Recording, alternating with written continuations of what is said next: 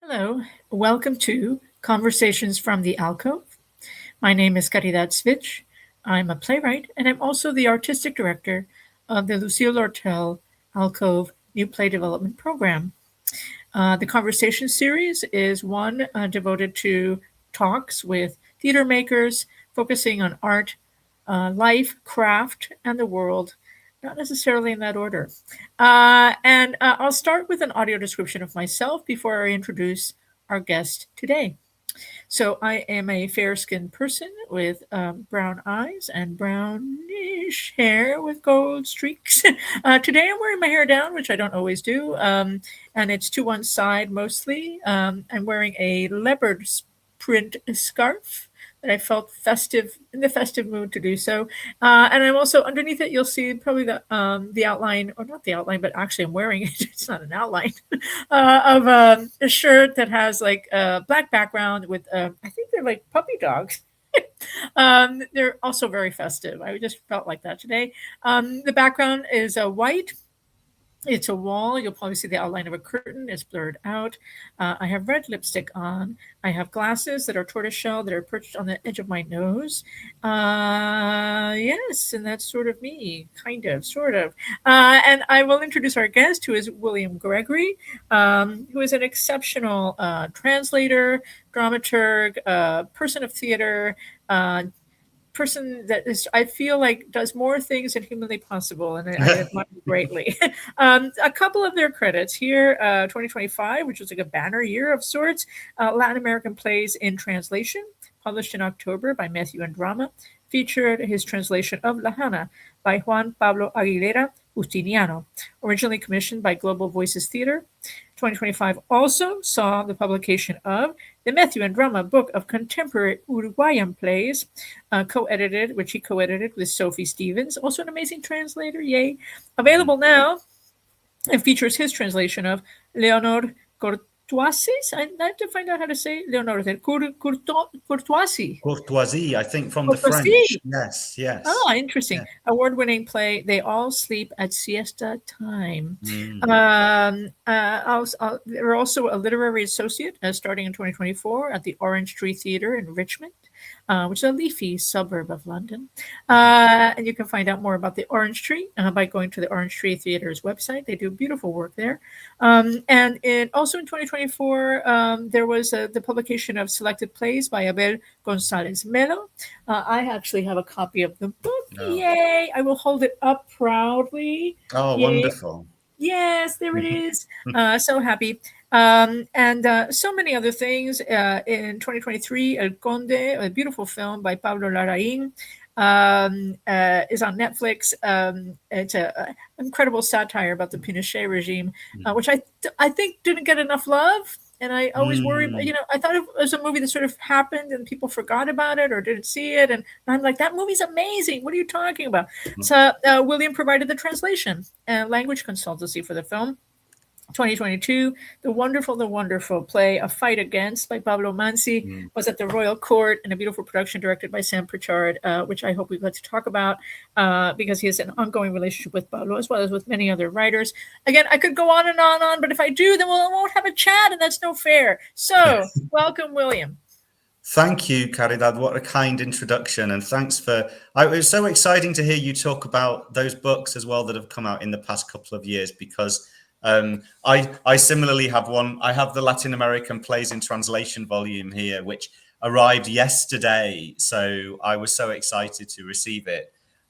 Maybe I should describe myself as well. Yeah, so I'm a fair-skinned man with, not that you can really tell because my lighting today is kind of like a blue sheen, but I have kind of brown hair and I wear a short beard and mustache, and my hair's short, and today I've made an effort. I've put some wax in, and it's kind of sticking up slightly in a deliberate style. I have blue eyes, and I'm wearing black rimmed spectacles, and I'm wearing a black and red, I say checked, I think you say plaid shirt.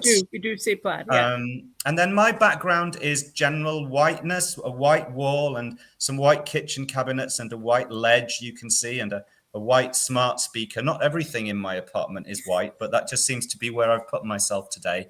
And then behind me, there is a framed photograph of what is a little part of a carousel, a merry-go-round, which has the word proud written on it. This was gifted to me by my brother and sister-in-law, and it comes from a series of photographs that were taken to celebrate Pride, as in LGBTQ plus Pride. And as we discussed before we went on air, there's a strange bright white orb reflected in the glass, which, to reassure everybody, is just the reflection of my ceiling lamp. But it's kind of the brightest thing in the frame at the moment. But I'm not having an alien visitation. It is just a lamp. It's so great. Good to know that the aliens have not yet landed in your apartment. For those of you that follow the series, you know I start with the same question to begin, but there's also a follow-up question that I always do. I've been adding to these same questions. So the first question is, how is the climate crisis affecting your art practice? You know, that's such a great question. And I'm glad you mentioned this before, because I really had to think about it. Because there's a peculiarity of translation, the cliche that's sort of trotted out about translations, which is the image of the translator sitting alone, hunched over their laptop with a text, translating it without really moving anywhere and being quite a hermit-like existence, right? And as much as I like to resist that idea of the translator, and certainly when we're making theatre, we get into theatre spaces and rehearsal rooms and so on, a lot of my work involves me not really going anywhere, you know, and a lot of it, and so sort of thinking about, I guess, flipping the question a little bit and thinking sort of about my impact on the climate crisis and the way that we worry and we think about what actions can we take in our lives to minimize our carbon footprint, for example, and so on and so forth. Translation is, I guess, a remarkably low footprint art, and in a way, in this context of us needing to be so much more mindful, particularly about, I mean, on the sort of the personal level, I think about like taking flights, right? Long haul, short haul flights, and the impact that has. When we think about making international theatre or international theatre as a concept, and it often being associated with international festivals and moving people around the globe in order for audiences in any given country to be able to see theatre from elsewhere, and that feels like it's something that, for the sake of the climate, we perhaps should be engaging in less. What translation offers is a way to say, well, you can still make international theatre without people needing to jump on planes, and without that, you can, because all it takes is a text being made into another text. So I guess to try and think of I guess a way that translation can make a positive contribution to the climate, to quote David Finnegan's play Scenes from the Climate Era that the Gate Theatre just produced over here in London, the climate era that we're living in. I think there's something ironically helpful about the idea of the translator being a conduit for the movement of international work that doesn't actually involve a great deal of movement at all, I suppose. One other reflection I had was, though, that the work that I'm encountering as a translator, I'm starting to see in some cases that idea of us living in a climate era creeping in. So there's a wonderful Spanish playwright by the name of Victor Sanchez Rodriguez, who I've worked with a lot. And in two of his recent plays, Valparaíso and El Aguante, both of which are inspired by Chekhov, Valparaíso by the Three Sisters, El Aguante by the Seagull. In both of those plays, which are wonderful, wonderful plays, Victor takes the Chekhovian spirit of characters living in times of great change and being aware or not aware of that great change. And in both of those plays, partly at least, that great change is the climate crisis. That what is happening in the background of all of these anxieties that the characters are having includes the climate crisis. And that's something new that I think I've noticed. So as opposed to plays that are specifically about climate, writers acknowledging that this is an era that we're in, and thinking about a play that is set today cannot not acknowledge that is what we're living in. So I guess those are my two reflections on that question. Yeah, amazing reflections, and so true. When I talk to writers making new work, and when I think about making new work, I mean, and if it is set in the present or in the near future, how can you not acknowledge, right? Like, how can you not say, well, this is, it's almost like writing during the advent of the Industrial Revolution and ignoring the Industrial Revolution and setting it in contemporary times. Absolutely. And so I just think, and I'm always perplexed by when I see work that's set like in the present day of some sort that doesn't actually. Yeah. I'm like, well, wait a minute, like, but we're living. There's extinction happening. There's massive wildfires. There's this, there's so much happening around the world, flooding, and like, and the attendant problematics and that are related to that. Like, this is something, I remember when I read The Monster at Our Door by Mike Davies, who sort of, was documenting, well, this is what's going to happen if we keep kind of like, and he saw it through the lens of interpandemics and also climate change and how that gives rise then to isolationism and more fascism and so forth, right? Because people start to go, no, my borders are closed and I will not, and if I just build a fortress, it won't come in. It's like, that's, hubris and madness, right? We are in the world, we are cohabitate with the earth, and many humans are doing not so good things to the earth, and are partly responsible for a lot of this. It's not a natural occurrence. I'm just going to say, although there are some people in our world that seem to want to push that narrative. I think the other thing about translation is so beautiful, as you stated. That it is this kind of meeting place for work, and it is that encounter allows for, I'm always thinking about masses of trucks or planes or people moving. I'm doing this festival, I'm doing that festival, and I'm like, what are you doing? What really are you doing? Like, how are you not? And this is sort of a larger problem, I think, in our industry, which is related to, I think, how people think about theater, where there's a kind of, I think it's unique to theater. I don't think it affects other forms in quite the same way, or at least I haven't encountered it as much, but in the arts. But in theater, there's a kind of like, somehow we are kind of in our own little bubble.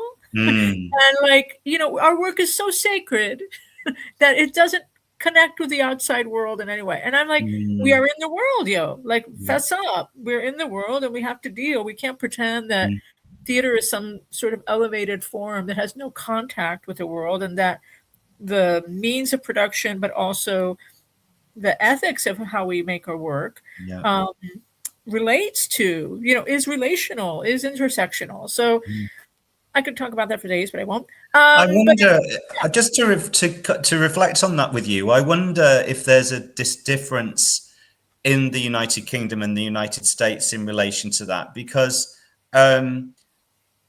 what I've noticed, and again, I'm not a producer, I'm not a technician, so I'm not fully across these things. But what I do know is that there are initiatives in UK theatre to respond to the climate crisis in the sense of how we make the work. What resources are we using when we make the work? When we build set, when we use lighting, when we use power, when we move people around, and I know that there exists a document called the Theatre Green Book, for example, in the UK, which is a guide that a number of companies have signed up to about being more responsible and making theatre in a more sustainable way. And I guess actually thinking again of another answer, a third answer to your question that links to translation is when we did Pablo Manzi's A Fight Against at the Royal Court.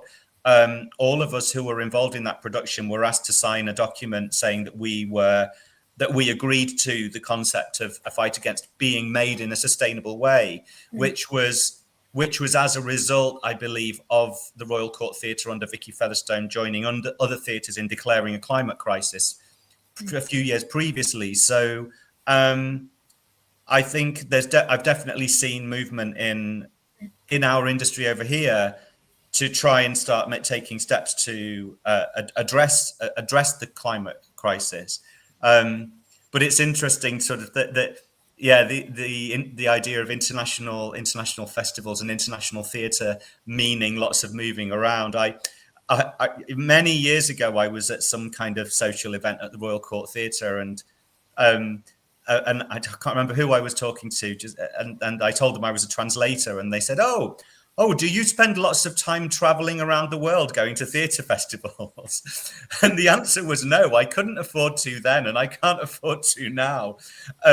But all of my theatre work, all of the work that I did for the Royal Court whilst Elise Dodgson was doing all of that wonderful work and running international playwriting workshops, all of the work that I did with that involved me still somewhere in the UK, having a play sent to me first in the mail, because that's how long I've been doing this for, but then by email, and just tapping away and sending them off. So I think my translation practice has always been quite light on my movement and my travel across borders. But the joy of translation is that it can take our readers or our audiences around the world, and indeed us around the world. We experience this work without so much movement needing to take place. I think that's why we do it, right? Yeah. I wanted to. There's a follow-up question to my first question, which I'll ask, but hopefully it will lead to other things. Which is, I think that we're also concurrently in a post-truth era, and which is becoming clearer and clearer as the days go by. And I'm wondering whether you're seeing that come up in the work that you're seeing in translation that you're reading, or even in your own practice in terms of other writers that you work with, sort of addressing this. Again, another really great question, and one I had to really think about in terms of where I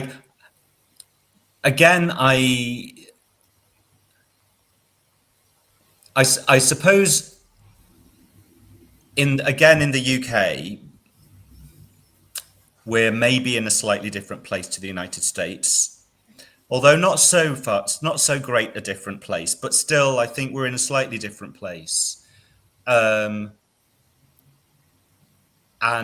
who knows what will happen in our next general election? But for the time being, I think we're still in a reasonable place in terms of sort of respect for the truth and so on and so forth. Although, of course, I guess the Brexit referendum was a great sort of example of the way that campaigning was carried out with disregard for the detail of the facts, let's say, and that obviously had the outcome that it had, which in turn has led to something you've already alluded to, which is the sort of entrenchment of or sort of the building up of national borders again, and the what's the word? I can't think of the word. Well, it's a word for sort of to pull back, to Revanchista. withdraw. Yeah. Withdraw. I think withdrawal into ourselves. Yeah. And all of the sort of mistrust of otherness, mistrust of the foreign, whether that is the external to our borders, or people from around the world who live within our borders. And of course, this impacts translation. It impacts the endeavors of those people who are interested in international theatre. It's hard to say whether or not that in of itself has had direct impacts on the possibility of making international work. Again, it has made impacts in terms of it making it more difficult to move people around, certainly. And it seems will probably continue to make it harder if things continue to go the way they're going. But in terms of the ability to translate and the ability to put translated work in front of audiences, I'm not sure it's had a massive effect here, only because it was never easy to do in the first place.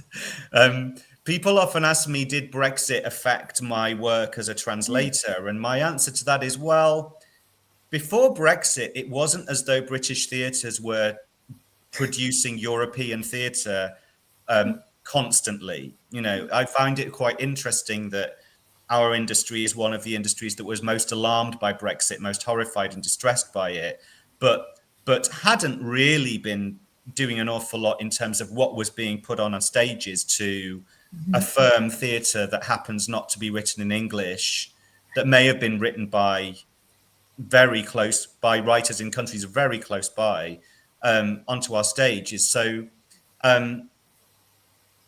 I kind of feel as though the current situation is just a continuation of it being very difficult. I guess this is maybe a very roundabout way to answer your question. I think in terms of work that I'm reading that directly addresses a post-truth era, I can't say that I've noticed quite so much of a presence of that idea actually in what I've been reading. It's interesting, I can think of those cases about the climate crisis quite clearly, but no, I'm not sure that that's changed very much. Okay, great. Thank you for your remarks, and also maybe we're on the cusp of people starting to want to write about this phenomenon also. So so the plays maybe are being written Yes. as we speak, because I do think that it's something I was asking Shahid Iqbal Khan about this, and Shahid said in one of our other conversations for this series, and Shahid said, I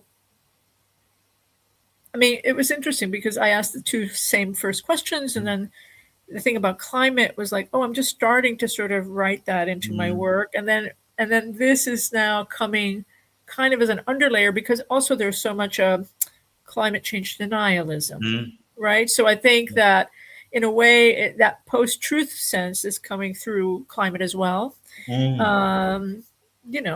which makes sense. But and I'm curious to see how it manifests in work that sort of deals with. I was just reading an article about what people are calling the blank generation. The sort of the generation that sort of has been watching a kind of like slop, blank culture, surface cultural products, being kind of the mainstream, and how that affects people's relationship to truth, to vitality, to other central tenets that make art making. Because if you're inundated constantly with a sort of to use Cory Doctorow's term, and enshittification, right? So Mm, if that becomes your mode, if that becomes yeah. sort of like how your everyday, then there's a tendency to, not all art makers, but I think there might be a tendency for art makers to sort of like, well, that's just the thing. That's what it is, right? And you Yeah. sort of contribute to that, rather than poking through that and going, wait a minute, but what am I really Mm, looking at? Yeah. Speaking of what am I really looking at, I'm interested in your work by your collaborations with Pablo mm, and Manzi, and also how A Fight Against came to be. sure. I saw that production when it streamed, and it felt like a big moment for anybody who's been following the work of the Royal Court. They rarely do work in translation, Hmm. even though they've supported, especially through Elise Dodgson's amazing sort of tenure there and the Yeah. creation really of the international program there. Um, the support of translations, of readings, of, I mean, I just remember maybe seeing a handful of translations over the years from Germany, maybe one from Hmm. France, but like literally you could count them, over Hmm. the very storied career of the court. And so when A Fight Against happened, I was like, oh my gosh, is this a new, Uh-huh. is this like is there going to be a wave of like finally centering translation at the court? Mm, At least one a season. I mean, that was sort of my dream idea, but it mm. hasn't quite happened that way. But I'm curious to how that project came to be, how it found its way onto the stage, and yeah, then your relationship with Pablo and all of that. Sure. Yeah. Well, it's interesting, I guess, to talk briefly about the presence of translation in the work of the Royal Court. There is a book, and I'm afraid the name of the authors escapes me, but there's a book entitled Royal Court Theatre International, which is a history of the international work of the Royal Court, which goes up to not quite. I mean, I think it maybe goes up to around about 2016, and it documents all of the work in translation that the Royal Court ever did. It's got an appendix at the back with everything they ever did listed, and uh, and actually over the time that I collaborated with Elise Dodgson and then Sam Pritchard, I would say the Royal Court did pretty well at producing plays in translation. Actually, it did kind of come in waves, and there would sometimes be a year or so that would go by without there being anything. But then there was one year, which was the year 2017, when they produced three translate new plays in translation. Guillermo Calderon's B, which I translated. Yeah. A play by a Syrian writer called Goats, and a play by the Ukrainian writer Natalka Vorozhbit entitled Bad Roads. And those three plays were on pretty much back to back. So that was a real moment. And there had been previous instances where the Royal Court had had international seasons, but it did fluctuate. But what I can say is that Elise was fighting for as much of the work that came through all of her international programs to be on the Royal Court stage as possible. A Fight Against arose indirectly from the work that Elise was doing in Chile. She had run one, maybe, no, she had run one. I mean, eventually she ran two or maybe three workshops with Chilean playwrights. And oddly, Pablo Manzi was not actually on any of those workshops. Oh. But Elise had sent me some of his previous work to read, and I'd read it, and I'd said, "This is amazing. This is fantastic. What a great writer." And Elise met him in Chile, and liked him, and liked the way he thought, and ended up, and I think I'm getting this right, and ended up just commissioning a new play from him. I think that's how it came about. The play was not pre-existing, and it was a commission for the Royal Court, which Pablo started writing. Oh, I remember now. He wrote a play and he wrote the first few scenes of a play, and I translated them. And then he decided to write a completely different play under the same commission. So he started from scratch, but with the same kind of ideas, though, about the place of violence in the creation of senses of identity and community. And so it was a new commission, and so it just went through a pretty standard Royal Court process, except via translation. So he wrote the first draft, I translated it, the Royal Court read it, they gave him some feedback, the cycle repeated, and so on, until there came a time that the Royal Court committed to producing it. However, what happened, however, it was to be produced in 2020, and then of course the pandemic came along, so we were all set to go. It was going to be done in the spring of 2020.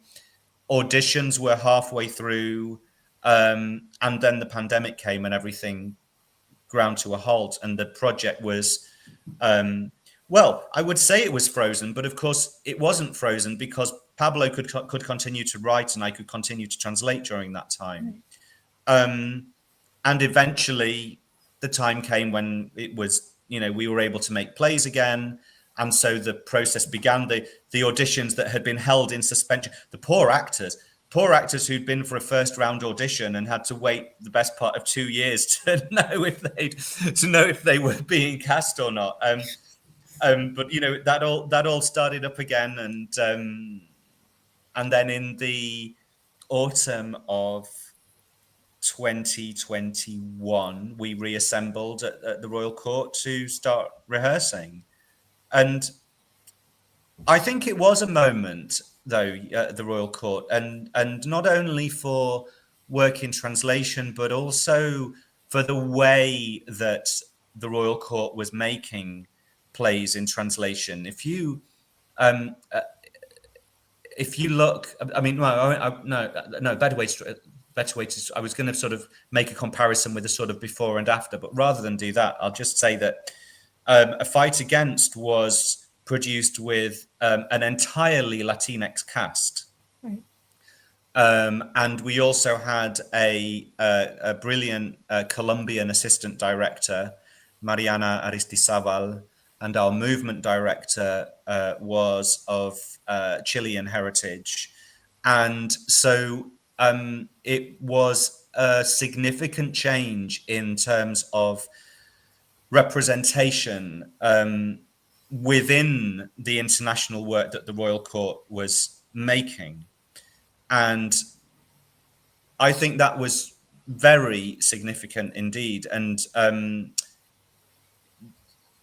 also that it was not only sort of one or two members of the cast being of Latinx heritage, it was the entire cast, and that was a mixture of folks who may have been born in London and who had Latinx heritage, or folks who had come from Peru or Mexico and were now living in London and working in London, all coming together to make this piece of theatre, and of course all coming in a play that was about Chile, yes, but about Latin America more widely, just coming with such a wealth of lived experience to contribute to the conversations that were happening in the room as we were making the play. And also as a translator, it felt very significant for me, because I think I found myself more included as a member of the creative team as the rehearsals were going on than perhaps I ever had. It was...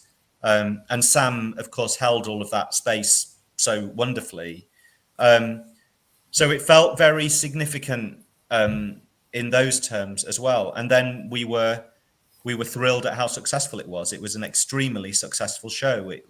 By the time we came to the closing weeks, the theatre was full. It was extremely well received, and felt like a very, very special project to be involved in. Yeah. Was it the first time that there had been an all Latinx cast at the Royal Court? I believe so. Yes. Yeah. Yes. Yeah. Looking back to when other Latin American plays had been produced there, I think there had been a Colombian play some years previously, and I think I don't know if there were any Latinx actors in that show. Yeah. I'd have to go back and check. Sure. Yeah. But I think that was a significant shift. Yeah. It's a something that, I just think, sort of a general statement, but I will say that I feel like in the UK, Latinx actors, their presence isn't as felt. Let me put it that way.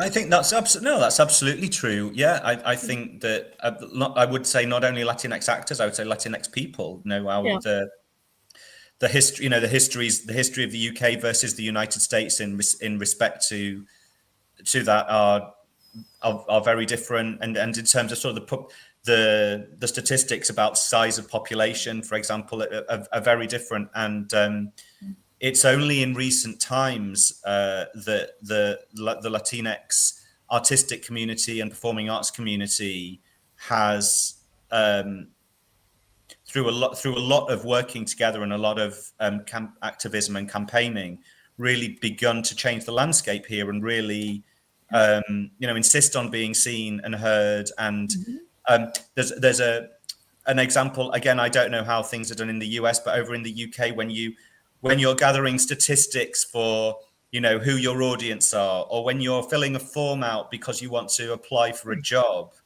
there's a section that asks you what your heritage is. Right. And for a very long time in the United Kingdom, there was no box for Latin American.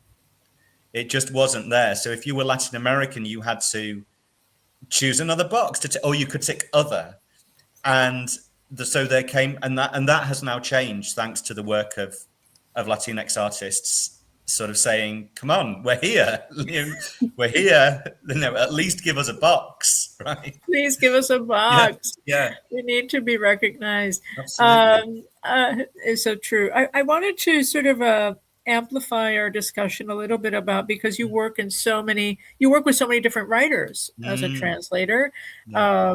And I wonder, I mean, it's hard to sort of compare and contrast, I suppose, but I think, are there particular writer relationships that you've had where you feel you've connected really strongly? And are there others where you felt like, oh, it's a good thing, but it doesn't have the same kind of energy around it? Or do you see them all kind of on a continuum?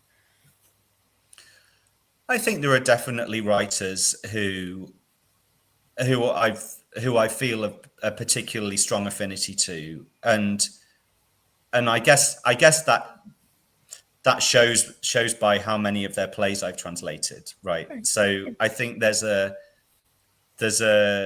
combination of being really drawn to and inspired by and intrigued by somebody's work,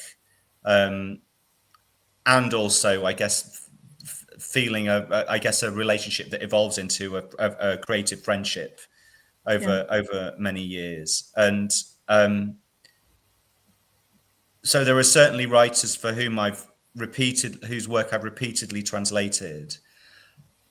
What does that mean for the writers whose work I haven't repeatedly translated? I guess is a good question to ask myself. And I think it's often that that maybe sometimes it's just been that play. There's been one play that has been particularly arresting or exciting. Sometimes it's simply been that I've been commissioned to translate something by a writer, and so I've gone ahead and done it, and I've had a great time doing it, and we've done a great piece of work together. But I've done the job, and the job has ended, and that's kind of where it ends. And then I think sometimes there are some writers whose work I really admire, but who I don't think I'm the right translator for. And so I will sometimes, if there are plays that I think are great, but that for whatever reason I think are probably not for me, I will send them. I'm lucky now. I mean, as you know, we folks who translate plays from Spanish are legion at this point. So I'm able to sort of matchmake playwrights and translators when I feel I'm not quite the right person, and it's quite joyous to see those relationships flourish. But certainly, you know, people like Abel, you know, who I've worked with many times, people like Victor, who I've mentioned. They're people whose work I come back to repeatedly, and it's just that intangible thing, isn't it? About why does a writer's work resonate with us as individuals in that particular way? What is that meeting of sensibilities that makes us want to keep working with someone? It's quite intangible, isn't it? It is. And I was thinking about this in relationship to, I'll fess up by saying I'm also a translator of theater texts and working from Spanish to English, and also in the reverse. And I've also written in Spanish directly and also translated myself back to English. So wear different hats in my head about how that happens. But I was reflecting on my ongoing relationship with Lorca, for example, who is an author that I fell in love with and just became passionate about. Like, nobody was asking me to do this in a weird way. I was like, I wanted to translate as much of it as I can. Like, I just became I was on a mission. And thankfully, I think the Lorca heirs were very appreciative and liked my translations and respected them. And so I felt I had I sort of had their blessing. But I remember, translating several plays when the Lark Theater was a company in New York that developed work, and they had a relationship with Mexico. And so I I was on their advisory board, and I also translated 7 to 8 plays, contemporary plays from Mexico, Mexican writers, I should say. And most of those were, it was kind of like, here's a stack of plays, pick one or pick two, and then, a group of translators going, well, I like this one. Well, I like this one. And we sort of done it that way. But I remember, like, in that process, I was reflecting on it recently, and I was thinking about where I felt connections with the work and where I felt I was just kind of like doing the gig in a weird way. Yeah. And some of that had to do, I think, with where the writers were in their specific process. I worked with a writer on a wonderful project called Desiertos. It's a play that I really love. And I just remember reading it and being, I have to work on this. I was just like, it's calling to me. And then we really connected, he and I, as artists. And it made me curious to see what else he was making. And then with other artists, but he also had a very strong sense of where he was. You may understand this. Maybe our listeners won't, but I don't know. But we'll see. Like, writers are on a trajectory when they make. And that trajectory is they're either in the center of their writing voice, or they're much earlier in their writer voice, or and I think that I've been in situations as a translator where I've worked with people who are absolutely in the center of what they do, and they're very confident about it. And they're also, that confidence also says, of course, I understand what translation means. It's not going to be identical, right? It's not going to be the same project, right? It's going to be this other thing, a text that makes another text, as you articulated before.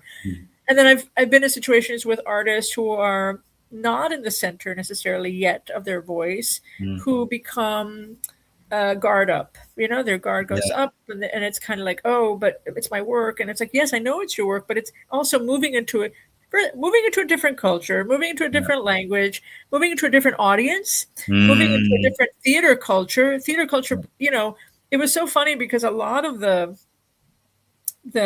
Mexican playwrights that I worked with, but also that I met during the exchange program, were all influenced by Schimmelfinnig. And you know what I mean? And I was like, let me explain the US to you for a second.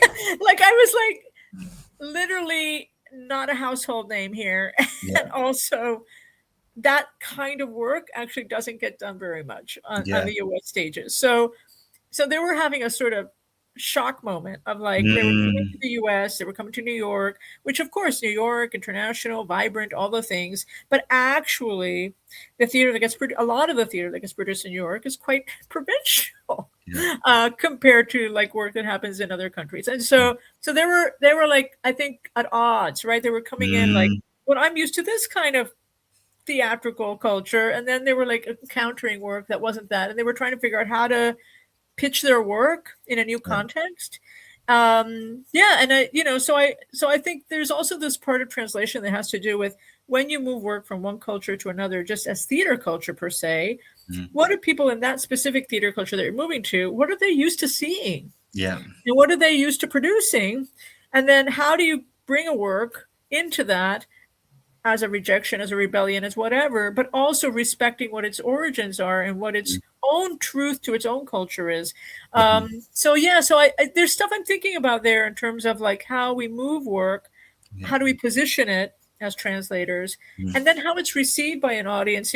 It's so funny. This is like very general, but I just remember seeing something in translation, a play in translation, and at a relatively modest theater, and an audience is kind of, and I think it was a play from Argentina, and they were like, well, I guess all Argentine plays are like that. And I was like, no, wait a minute, stop. Like, you know what I mean? What happens when you see one play from a writer from a country, people just assume that means all plays are like that, or all writers think that way. And they don't quite understand that it's literally one artist, and that's what they're making. So I'm throwing that out there to see how you respond. Well, that's a great observation about the unreasonable responsibility that is on the shoulder of the one Chilean play that finds itself being produced in London in a decade. I think to reflect some more on the question about sort of that relationship with writers and sort of the idea of doing the gig, right? Of doing the gig, I suppose. As you were talking about that, I thought, well, also doing the gig is also legitimate. And I guess if we think about artistic practice, especially in theatre, we think about actors, right? An actor goes from play to play, from job to job, and gets into the rhythm and the habit of investing fully in that job at that time, and then finishes that job, and then probably will take something away from it, but I guess perhaps, and my original theatre training was as an actor, so maybe I carry some of that with me. But I think also the great privilege of working with Elise Dodgson over all of those years was that those projects generated a lot of plays that didn't really see the light of day. A lot of them didn't go beyond the workshop, but I translated a lot of plays during that time for these workshops, which were often with writers who were very early on in their journeys. And then all the way through to working with someone like Pablo or Guillermo Calderon, who were very, very aware of their own voice and know what they want to say. And so I suppose as a translator, I got into that habit of diving into whatever the play was that was in front of me, and attempting to accept it on its own terms, and to invest in it in its own terms, and to, I guess, translate it in its own terms. And I suppose the other, in terms of questions about programming and audience reception, again, working in the Royal Court was a kind of privileged space to be working in, because, of course, I mean, any theatre in the UK system, whether it's a subsidised venue or not, is subject to market forces, of course, but still, at the Royal Court, a place that centred writers and centres innovation and creativity and encourages risk-taking. It was an incredibly privileged place to be a translator of plays, because there were possibilities that, although they weren't always realised, but there were possibilities that these plays might be produced or read, at least receive a dramatised reading, right, at the Royal Court. And so I guess I kind of carry that belief with me, I suppose, when I'm translating anyway. When I'm translating a play, I'm not I'm not too concerned about whether or not I think it's immediately programmable. Once I've translated it, however, we're in a different place, and then one has to sort of go, okay, how do I persuade these decision makers that this is a play worth reading, and that there is an audience for it, and that it could work. But I guess as well, that's maybe also to do with the way that work comes to me and through me, which is, I guess, which has often been through being commissioned by somewhere like the Royal Court that has an interest in the work anyway, or having the privilege, so I work with a lot of Spanish writers these days because there is funding in Spain for the translation of plays. So I have the luxury of being able to work on Spanish plays and create translations for them. And I think if I were working in a different way, where I were only translating plays that I thought, where I could see a very clear pathway to them finding a production in the UK, I'd probably be translating less, I think, because of what you've described, that it is so difficult. It's so difficult to make the case for the work in translation. There's so much perception of risk. There's so much perception of audiences not getting it, of audiences not wanting to come in the first place because they don't know who this writer is, and then of the audience, when they do come, not getting it. But what I've tended to find, I don't know about you, is that generally speaking, once an audience does get in front of a play that's come from another language and another culture, they generally get it. They generally respond to it. And so it's a strange paradox, I think, that once audiences see this work, they generally are really interested. But it's so hard to get this work into a place where it's being seen. Which is why the publication projects I've worked on recently have been so joyous, actually, because here's a space for these translations to get out in the world, right? And they're not just sitting on my hard drive. They're being shared and read and cared for, and also the work we've done with Methuen drama, where so much care is taken over things like cover design and so on. It's been really joyous to work on those projects with Abel and with Sophie, who you mentioned, who who's a brilliant translator and academic and all round brilliant person, in my opinion, and was such a wonderful person to work with on that volume. So I think there's value in those projects, and projects like the Out of the Wings project, of course, that I work with over here in the UK, which we're a collective of folks who are interested in playwriting in the Spanish and Portuguese speaking worlds. And we hold events throughout the year. We hold a festival of dramatized readings of plays in translation. We have a monthly play reading group, which I know we enjoyed one of your translations a little while ago at that group. Yeah. And again, and Professor Catherine Boyle, who's the director of that group, she always talks about the value of making the space, make the space, and value the people who come to that space. And it may not be the West End, it may not be the Royal Court, it may be an event that takes place for one night in a fringe venue, but still, I've had some wonderful experiences working with that project, and again, audiences coming and encountering this kind of work for the first time and being blown away by it, being fascinated by it, being fascinated by the idea of a translated play at all being a thing, and light bulbs going on in people's heads when they go, oh wow, this play came from Nicaragua, but I've just seen it in English, and what does that mean? So I find, and this is a very rambling answer to your question, Caridad, I apologize, but no. I think when we work in this strange field of theatre translation, which remains a strange one, I think we can find sort of joy in all of these different ways in which the work finds an audience or a readership. But there's also, I think, an educational component in terms of audiences, sometimes forgetting that Chekhov is in translation, that Ibsen is in translation, that Strindberg is in translation, Yes. Jan Fosse, you know, it's, you know, some of these writers that, you know, even, you know, Florian Zeller and Yasmina Reza, you know, the writers quite famous and quite popular. I think people forget that they're in translation. And so Yes. I think it's also about educating people to know, but you've seen a lot of plays in translation, Yeah. actually, dear audience. You've seen many of them. Maybe you just didn't quite realize it. Because I think sometimes there's this sort of novelty factor.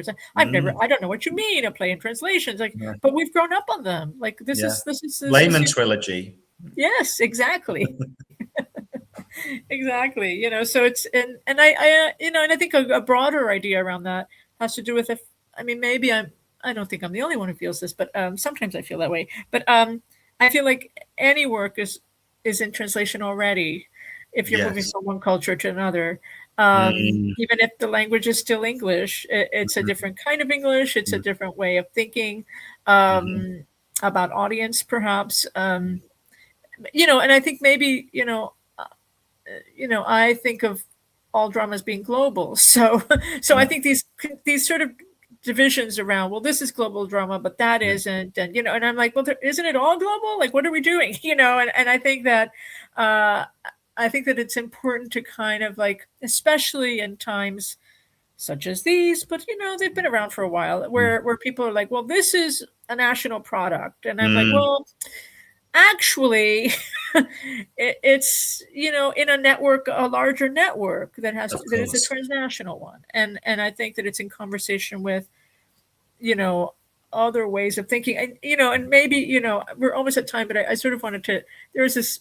I won't say who it is, but there was an anecdote recently. So I just want to relay an anecdote, which is that a writer I was mentoring recently, and they were writing a play specifically about U.S. theater and U.S. theater bureaucracy and administration, and it was a satire, and you can almost guess what it is, but you know, in terms of what it's critiquing, but I just stopped. I kind of stopped in the middle of their process, and I said, you know, this would only make sense to a U.S. theater audience.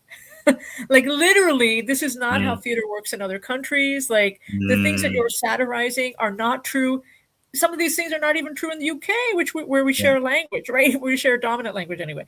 And so they, I think, were a little bit taken aback. And I was like, situate your play, like understand that this is a US only frame, and then make your audience understand that this is not like all theater is like this. You know what I mean? Because it was so specifically US in terms of some of the references.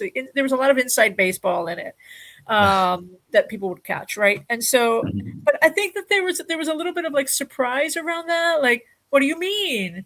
There are other ways of doing theater. Or there are other ways that people think about theater, you know? And I was like, yep, it doesn't all happen like, quote, like this, like regional theater circuit in the US, right? Even the regional theater circuit in the US is different from what in the UK is called the regional theater circuit, right? So, so if we're just using those two kind of comparisons. So anyway, I'm sort of opening this up to thinking about, like, as we kind of conclude our talk for today, which of course is not the end of our conversation as people, but to think about, like, how do we position thinking about drama in a global context when we're in situations where this arbitrary division is sort of created between global and not global. I think that's so astute, and that it's well, there's added value, I guess, for our development as theatre cultures when we engage more with work from other languages and other countries, particularly for that reason, that we engage with theatre makers who work in a completely different way, in a different context, and under a different set of assumptions, and it can be very valuable for us to realize that actually our way of making theatre is not the only way, and it's remarkable how different the UK is from many mainland European countries, for example. Yeah. And it's a shame that there isn't more dialogue in that sense between our theatre cultures, I think, because that would be a way of opening up our ideas about how we make things from the ground up, right? Going back to your first question, I guess, about climate crisis and the structures in which we make work, acknowledging that those structures aren't the same everywhere. And I wish we did more of that, actually, and that there was more conversation around that between us. Yeah. And also seeing that work, I think that, I don't know if you follow Josh Coates, who's a wonderful sort of artist based, I think, in the north of England, who used to run a listserv. I think it was called Sunday Mornings. No, it was called Etude. Sunday Mornings is another project that they worked on. And it was called Etude. And for a while, they posted wherever they could find, like streams, recordings from theater around the globe. They just like said, "Hey, there's this. Hey, watch this." And then recently they had a post when they talked about how there was less access to some of that work, right. And that he felt that as a theater maker, he was like, "I'm learning so much about theater just by watching." Literally, oh, that's a play from Tokyo, and this is, and this is how it works, and this artist is doing that. That person in Finland is doing this. This person in Netherlands is doing this. Yeah. This person in Kenya is doing that. And like, oh, you can. He said that even as a theater maker, he was like, oh, my mind is sort of like opening up, so that I'm not thinking about like only in the north of England, and this is what we do. Yes. Yeah. And he said, I ache to learn more, and I don't want to have that learning cut off from me. And so I also think about this responsibility that we have to keep the kind of like access educational flow. Yes. Get us out of ourselves. Do you know what I mean? Get us out of ourselves. Absolutely. No, here.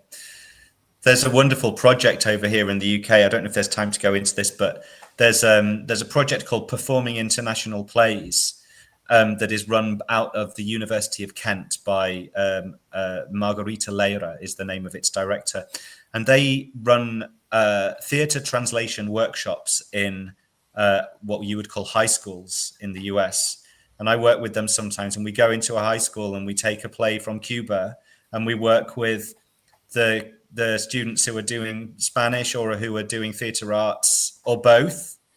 And we introduce them to a play from Cuba, and they translate the scene from it and they perform it at the end.